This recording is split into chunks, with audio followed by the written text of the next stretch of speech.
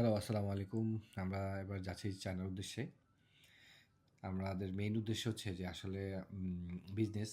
তো বিজনেসের পাশাপাশি আসলে সময় যদি পাই কখন আমরা ঘুরবো।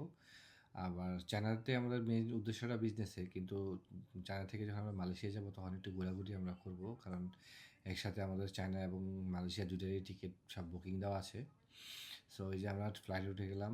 আমার সাথে আছে জাহিদ, মেহেদিও ছিল। মেহেদি কিন্তু অন্য একটা ফ্লাইটে আছে। সে আগেই চলে গেছে আমাদের। আগে গিয়ে আমার জন্য ওয়েট করবে। ঠিক আছে? সো আমরা এই যে ফ্লাইট এটা আমরা এখন আসছি চায়না সাউদার্নে। চায়না সাউদার্নে কিন্তু সামনের স্পেসটা বেশ ভালো। আমরা যারা চায়না যাবেন তারা কিন্তু অনেকে দেখবেন যে দুটাই ফ্লাইট আছে। এটা চায়না সাউদার্ন, এটা ইউএস বাংলা। সো চেষ্টা করবেন যে আপনি চায়না সাউদার্নটা নিতে একটু টাকা বেশি নিবে। এখানে স্ক্রিনও পাবেন। কিন্তু চায়না সাউদার্নে একটাই প্রবলেম হচ্ছে এটা খাবারটা আপনি বাংলাদেশি না, চাইনিজ নুডলস-টুডলস দিবে। এই যে এখনই আমি এই আপনার হচ্ছে যে ফ্লাইটের অ্যাটেন্ডেন্টরা সব কিছু দেখা দিচ্ছে। একটু পরে আমাদেরকে খাবার দিবে। সো আমি আপনাকে দেখাচ্ছি যে একটু পরে খাবার দিলে কি দেয়। সো তখনই বুঝতে পারবেন আসলে চায়না সাউদার্নের খাবার ভালো না ইউএস বাংলা ভালো। এই যে দেখেন চায়না সাউদার্নের খাবার আমাদের কাছে চলে আসছে। চায়না সাউদার্নের খাবারটা হচ্ছে যে দিচ্ছে যে কি দিচ্ছে নুডলস সাথে চিকেন কিমা, যেটা আসলে রসুন অনেক সবজি-টবজি দিয়ে দেয়। আমার একদমই পছন্দ না। আমি যতবারই গেছি আগে ইউএস বাংলা গেছি। ইউএস বাংলা যে খিচুড়িটা দেয়, খিচুড়িটা আসলেই জোস। অনেক এবং মজার। সো ওটা খাইতে অনেক টেস্ট লাগে। তখন পেট ভরে যায় অল্প একটু খিচুড়ি খাইলে। আর এখানে আপনার যে নুডলস দিবে, তারপর হচ্ছে যে ব্রেড দিবে, হ্যাঁ? কলা দিবে। এই যে দেখেন এই বক্সের ভিতরে কলা, ব্রেড, জেলি, তার বিস্কিট এগুলি থাকে। সেগুলি মজা, এগুলি মজা। কিন্তু আসলে যে ইউএস বাংলা যে খিচুড়িটা, এটা খিচুড়িটা আসলেই বেস্ট। এটা খাইতেই মজা। আমার কাছে ভালো লাগে। যতবার যাই ওইটাই খাই। বাট ইউএস বাংলা এবার যাওয়া হয় নাই। আমাদের মালয়েশিয়া টিকিট কাটতে গিয়ে আমরা দেখা গেছে যে চায়না থেকে মালয়েশিয়া ইউএস বাংলার কোনো মালয়েশিয়া টিকিট নাই। আমরা চলে আসছি আসলে, ঢুকে গেছি আমাদের ইয়েতে। ফ্লাইট থেকে আমরা নেমে গেছি। বিমান থেকে নেমে এখন আমরা এয়ারপোর্টে ঢুকে গেছি। সামনে আমাদের ইমিগ্রেশন। এখন আমরা হেঁটে যে আমরা আমাদের ইমিগ্রেশন দিকে যাব। এয়ারপোর্টটা অনেক বড়। সো এই যে আমাদের আসলে ইমিগ্রেশন শেষ করে আমরা আবার লাগেজ দিয়ে এখানে চলে আসছি। ইমিগ্রেশনের ভিডিও করা নিষেধ, তাই আমরা এটা ভিডিও করিনি। কারণ আবার কোথায় কোন প্রবলেমে পড়তে হয় আল্লাহই জানে। তাই আমরা ভিডিও করি নাই। যেখানে লাগেজ আমরা নিচ্ছি সেখানে, এখান থেকে লাগেজ নিয়ে আমরা বেরিয়ে যাবো। আমার জন্য অপেক্ষা করতেছে মেহেদি, আগে যে চলে আসছিল। আর আমার যে সাপ্লায়ার সে, তারা আমার সাপ্লায়ার সারা রাত জেগে আমার জন্য অপেক্ষা করতেছিল। সে তার বাসা হচ্ছে, ফ্যাক্টরি হচ্ছে ফোসানে। তা আমরা যাচ্ছি গুয়াঞ্জোতে। সেই ফোসান থেকে গুয়াঞ্জো প্রায় 150-200 কিলোমিটার। সে এই রাত ভোর 5টার দিকে যে আমাদের জন্য ঘুম মাইর দিয়ে আমার জন্য সে দাঁড়ায় আছে। দেখবেন এখন আমি একটা মজার জিনিস দেখবো। এই যে আমার সাপ্লায়ার দেখেন, সে অনেক খুশি আমাদেরকে পেয়ে। যে হাগ করতেছে, কোন হ্যান্ডশেক করতেছে। দেখেন এই যে আমারা বলতেছে যে আমি নিউ ব্লগার, ভিডিও ক্যান করতেছি। ঠিক আছে? এটা নিয়ে আমরা একটু হাসাহাসি করলাম আমাদের ব্লগ নিয়ে, ভিডিও নিয়ে। ঠিক আছে? এই যে দেখেন এখন দেখবেন যে সে কী করবে, আমার লাগেজটা কিন্তু সে নিয়ে গেল। হ্যাঁ, এটা হচ্ছে যে চাইনিজের একটা মানে কি বলবো, এটা ওরা বিজনেসের জন্য ক্লায়েন্টকে যে ওরা কীভাবে এন্টারটেইন করে এবং ওদের ক্লায়েন্টের জন্য সব কিছু করতে পারে।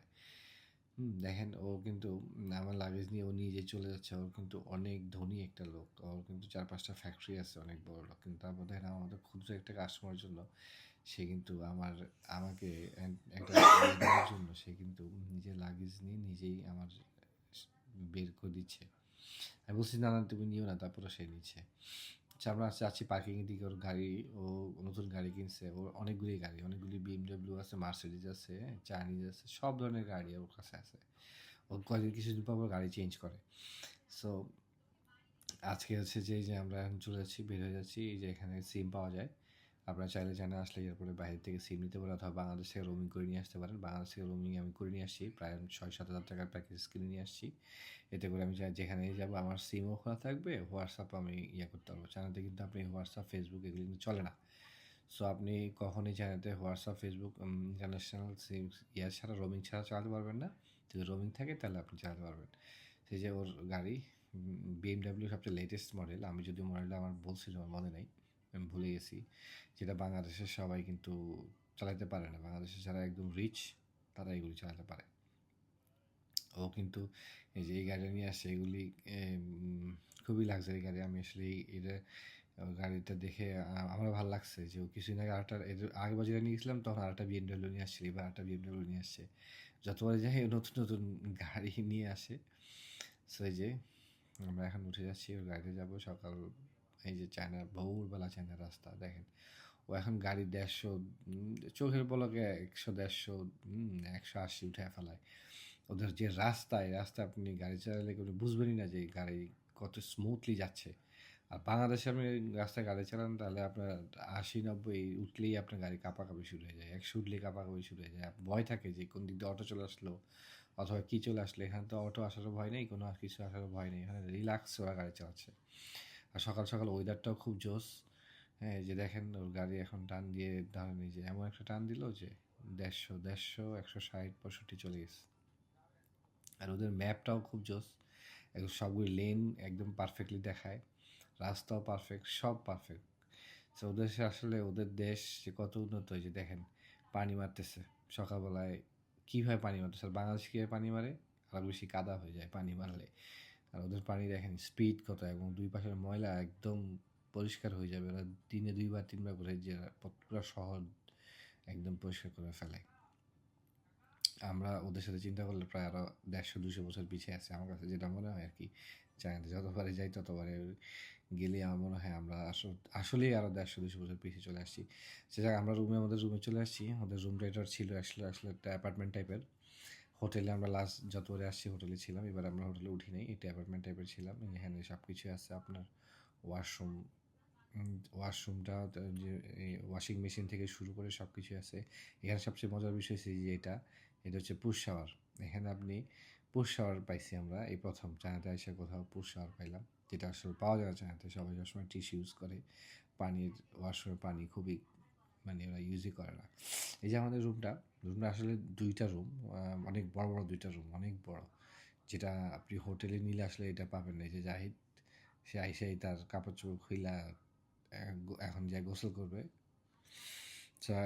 রুমগুলি আসলে অনেক বড় এবং ঠিক অনেক অনেক বিশাল জায়গা নিয়ে। হোটেলে থাকলে হয়তো আপনি এই ফিলটা পাবেন না। এই দেখেন আর একটা রুম, খুবই খুবই জোস, মানে অনেক বড়, যাতে আপনি 2-3 জনের জন্য পারফেক্টলি আমাদের জন্য অ্যাপার্টমেন্টটা হয়েছে। ঠিক আছে, যে দেখেন কি সুন্দর করে সব কিছু দেওয়াল ডেকোরেশন করা। এগুলি এই জায়গাতে আসলে আমি মনে হচ্ছে এরপর থেকে আমি এগুলিতে থাকবো, আর কোথাও যাবো না। এই যে বাহিরের ভিউ সকালবেলায়।